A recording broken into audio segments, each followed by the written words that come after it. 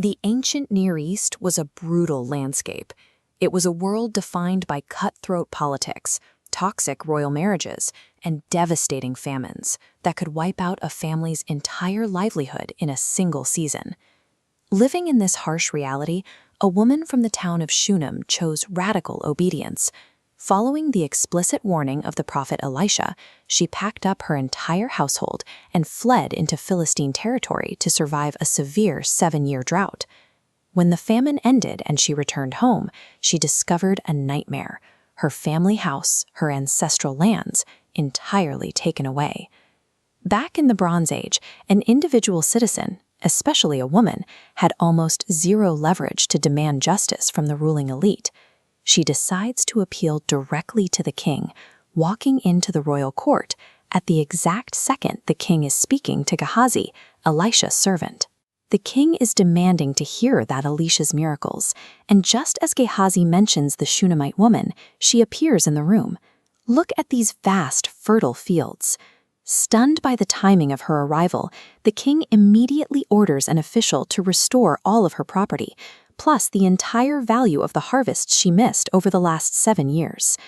God's providence moves through the quiet machinery of timing, a precise orchestration of events that turns a simple act of obedience into a total restoration of what was lost. This antique photograph shows the fortified walls of Damascus. While the Shunammite woman was experiencing quiet mercy in Israel, the political climate up north in this Aramean capital was growing increasingly volatile. The Aramean king Ben-Hadad is severely ill. Desperate for answers, he sends his top official, a man named Hazael, to intercept Elisha and find out if the king will survive his sickness. Elisha gives a strange, contradictory answer. He tells Hazael that the illness itself is not fatal, the king could recover, and yet Elisha says the king is still going to die. Then Elisha stares fixedly at Hazael and begins to weep. God has just revealed the future to the prophet. Elisha sees that Hazael is about to usurp the throne and inflict horrifying atrocities on the people of Israel. Hazael acts entirely offended.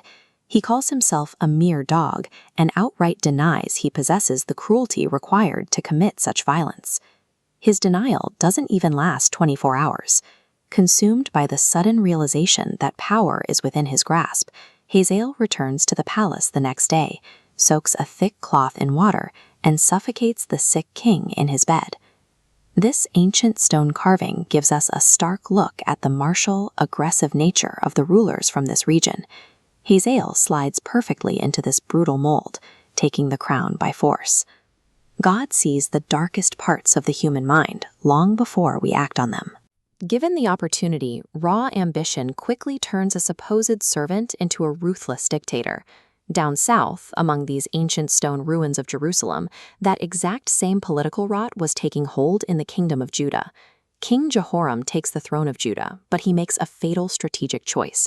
He marries the daughter of Ahab, the infamously wicked king of Israel.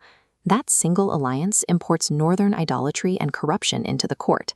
His successor, Hazael, repeats the exact same error. He builds an exclusive friendship with the corrupt king of Israel, mirroring his father's poor judgment.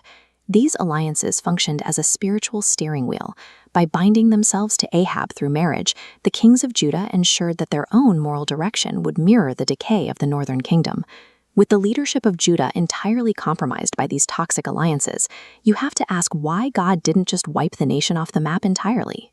The answer is found on fragments like this one.